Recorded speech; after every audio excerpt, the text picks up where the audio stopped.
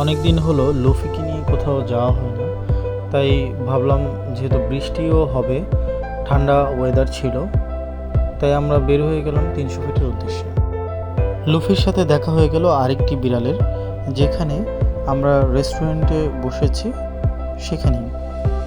আর চারদিকটি আমি ছবি এবং ভিডিও করেছি রাতের ভিউটি দেখার জন্য, এবং প্লেসটা খুবই সুন্দর, যেটি হচ্ছে একদমই নদীর পার্শ্ববর্তী। এখানে নদীর সাইডেই দোলনা ছিল, আর সেখানে নৌকাও আছে, চাইলে আপনারা ঘোরাঘুরি করতে পারেন। এরকম ছোট ছোট লাইট এবং কালারফুল লাইটগুলো অন্ধকারের মধ্যে খুবই সুন্দর দেখাচ্ছিল।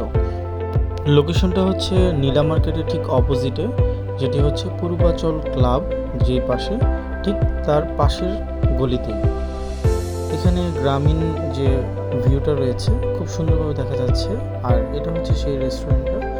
এরকম অনেকগুলো রেস্টুরেন্ট আছে, 3-4টা রেস্টুরেন্ট হবে, এর বেশি না।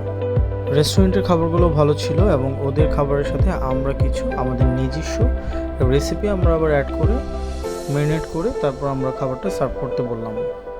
তখন তারা আমাদের কথা মতো ঠিক তাই করলো, এবং আমরাও খুব ভালোভাবে সেগুলো উপভোগ করলাম। খাবারগুলো খুবই মজা ছিল, এবং তারপর আমরা লুফিকে নিয়ে বাসার দিকে রওনা হয়ে গেলাম।